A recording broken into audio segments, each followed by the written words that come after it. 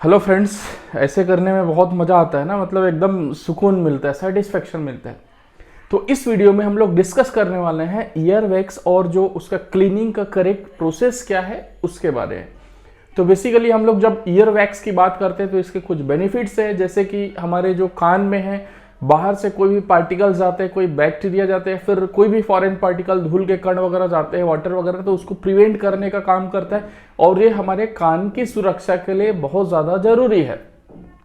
अब यहाँ पर होता है कि जो ईयर वैक्स है वो तो कंटिन्यूसली निकलते रहता है और इसका जो नेचुरल प्रोसेस है कि जो ईयर वैक्स है, यहाँ पर हमारा ईयर वैक्स बन रहा है तो बनने के बाद इस कान में से बाहर बाहर आते रहेंगे, नेचुरल प्रोसेस है।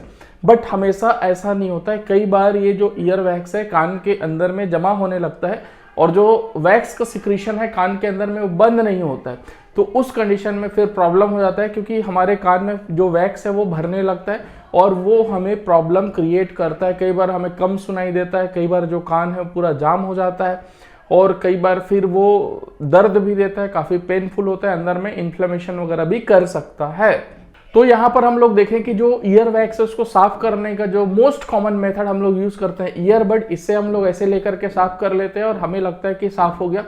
कई बार साफ हो भी जाता है और कई बार साफ नहीं होता है। हम लोग वहां पर बहुत बड़ा मिस्टेक कर देते हैं कि जो वैक्स है उसको अंदर ढकेल लेते हैं। कैसे करते हैं, क्या करते हैं, वो सारा डिटेल हम लोग समझेंगे इस वीडियो में। तो सबसे पहले हम लोग देखते हैं कि जो ईयरबड का जो पैकेट है उसमें लिखा क्या हुआ होता है। ये जॉनसन एंड जॉनसन का मतलब इंटरनेशनली बहुत बड़ा ब्रांड है। इसमें जो इंस्ट्रक्शन लिखा हुआ है कॉशन इसको यूज करने के लिए, when using on ears to help ensure safe use, hold the swab about 1 centimetre from the tip, मतलब टिप से 1 सेंटीमीटर आपको छोड़ करके उसको पकड़ना है।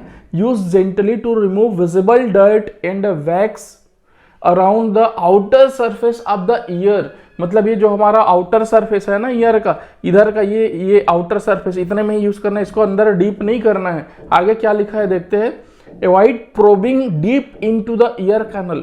जो ईयर कैनल है यहाँ पर इसमें डीप हमें नहीं डालनी है इस ईयरबड को।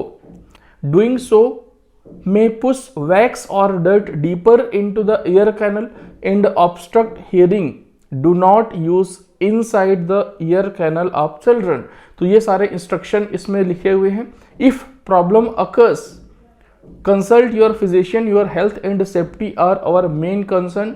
Use only as directed. और यहाँ पर एक और चीज लिखा है, improper use can cause injury. मतलब इसका जो इम्प्रॉपर यूज करोगे, ज्यादा डीप ऐसे खोद दोगे तो उसमें क्या हो जाएगा, आपका जो इंटरनल जो ईयर है उसको वो डैमेज कर सकता है, उसमें इन्फ्लेमेशन हो सकता है, फिर उसमें दर्द होगा, फिर आपको बार बार लगेगा कि यहाँ खुजली जैसे इचिंग जैसा कुछ हो रहा है, फिर ऐसे बार बार छूने लगोगे, जो कि गलत है। तो उससे आपका जो है कान डैमेज हो सकता है।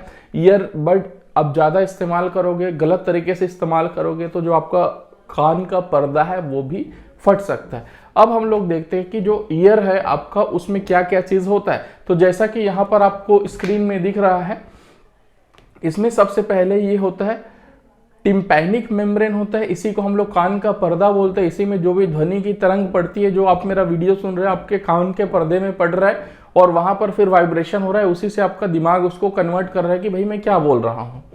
उसके बाद फिर इसमें एक और चीज होता है, ये वाला जो है एक्सटर्नल ऑडिटरी कैनल होता है। एक्सटर्नल ऑडिटरी कैनल यहाँ पर से होकर के आवाज जाता है और मेनली यहीं पर जो वैक्स है वो निकलता है। और एक यहाँ पर होता है सेरुमिनस ग्लैंड, इसमें से ईयर वैक्स निकलता है जिसको हम लोग सेरुमेन भी बोलते हैं, CERUMEN, उसी को ईयर वैक्स बोलते हैं। तो जब ईयर वैक्स हमारे कान में निकलता है जो हमारी सुरक्षा के लिए होता है, तो ये इस तरीके से मान लो ईयर वैक्स निकला, तो ये जब ईयर वैक्स निकलता है तो अपने आप इसको ऐसे बाहर की तरफ आना चाहिए धीरे धीरे करके। और यहाँ पर जो ईयर वैक्स है किसी के में कम निकलता है, किसी के में ज़्यादा निकलता है, किसी के में थिक निकलता है, किसी के में थिन निकलता है, मतलब उसकी विस्कोसिटी ज़्यादा या फिर कम हो सकती है। तो ये नेचुरली ये बाहर आना चाहिए, लेकिन कई बार जितना तेज़ी से बाहर आना चाहिए उतना तेज़ी से नहीं आता है। तो यहाँ पर इसका जो ईयर वैक्स है उसका डिपोजिशन होने लगता है, तो हमें ज़रूरत पड़ती है उसको निकालने की। अब इसको निकालने के लिए जो हमने कॉमनली बताया है मेथड, तो इसमें मान लो हमने ये ईयरबड यूज़ किया। ईयरबड यूज़ करने के बाद किसी ऐसे पोजीशन में गया कि इसको अच्छे से पकड़ लिया, मतलब इस पोजीशन में घुसा है और हमने ऊपर से पुश किया, खाली जगह में घुस गया और इसको पकड़ करके हो सकता है ये ऐसे बाहर ले आए। ये पॉसिबिलिटी है कि ईयरबड आपका काम कर सकता है, ठीक है।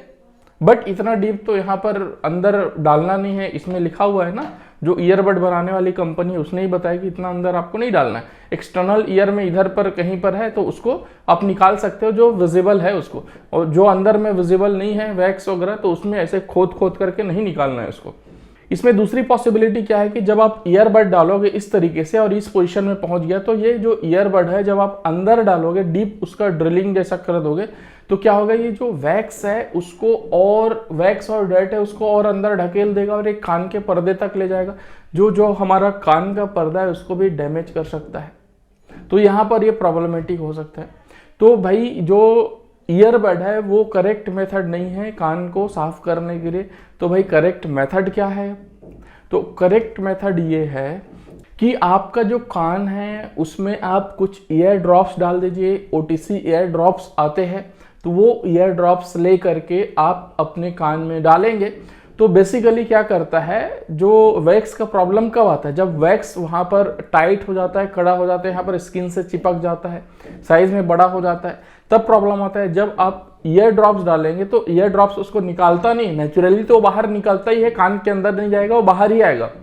तो इसको, ये जो वैक्स है, ईयर वैक्स है, इसको सॉफ्ट करने का काम करता है, इसको लूज कर देता है, जो टाइट होता है इसको लूज कर देता है। तो ईयर ड्रॉप्स हम लोग डालेंगे तो इसको लूज कर देगा, और लूज करने के बाद उसको ईयर ड्रॉप डाल करके छोड़ देंगे, छोड़ने के बाद उसको लूज कर देगा। फिर ऐसे उसको थोड़ा सा सीधा करके हम लोग कान को इस तरीके से करते हैं तो सीधा हो जाता है, जो कैनल टेढ़ा रहता है वो सीधा हो जाता है, और जो ईयर ड्रॉप्स है बाहर निकल जाता है, और धीरे धीरे करके जो वैक्स है वो भी बाहर निकल जाता है। इसके अलावा यदि आप ईयर वैक्स यूज नहीं कर रहे हैं तो आप सिंपल वाटर यूज कर सकते हैं, मतलब नॉर्मल वाटर, मतलब जो आपके बॉडी टेम्परेचर को सूट करे। आपका बॉडी टेम्परेचर जैसे 37 डिग्री सेल्सियस होता है तो उसके अराउंड का टेम्परेचर होना चाहिए। कहने का मतलब ये कि आपको उसमें हॉट वाटर यूज नहीं करना है, आपको कोल्ड वाटर भी यूज नहीं करना है, ठंडा या फिर गर्म पानी यूज नहीं करना है। उससे क्या होगा, ठंडा या फिर गर्म पानी यूज करेंगे, कान में डाल देंगे तो आपको चक्कर आने लग सकता है, वर्टिगो टाइप का जो है वो आपको फील होने लग सकता है। तो आपको नॉर्मल वाटर यूज करना है जो आपके बॉडी टेम्परेचर के अकॉर्डिंगली सूट करे।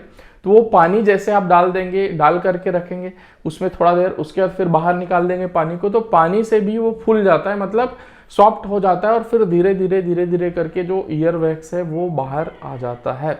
तो ये करेक्ट तरीका है। इसके बाद भी यदि आपको ऐसा लग रहा है कि भाई आपके कान के अंदर में जो ईयर वैक्स है फंसा हुआ है, आपको ठीक से सुनाई नहीं दे रहा है, कम सुनाई दे रहा है, तो आप ईएनटी को दिखाइए, मतलब ईयर नोज और थ्रोट का स्पेशलिस्ट डॉक्टर होता है, उसके पास जाओ।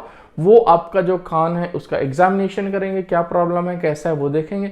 उसके बाद जो आपका वैक्स है उसको आसानी से निकाल देंगे, जो भी उनको सूटेबल मेथड लगेगा उस मेथड से, और आपको इस चीज़ से रिलीफ मिलेगा।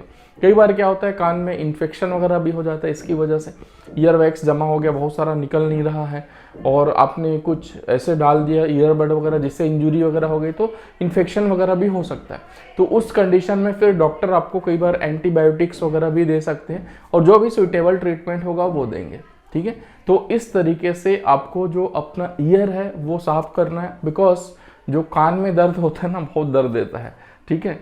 तो वो चीज़ का हमें ध्यान रखना है, और ऐसे बस मज़े के लिए ऐसे कान में डाल करके हाँ मज़ा आ रहा है थोड़ा निकाल लेते हैं, ऐसे करके जो करते रहते हैं ना, ये हमें आदत छोड़ना चाहिए, ये चीज़ हमें नहीं करना चाहिए। तो आई होप ये वीडियो आपको काफ़ी इन्फॉर्मेटिव लगा होगा। Thank you so much.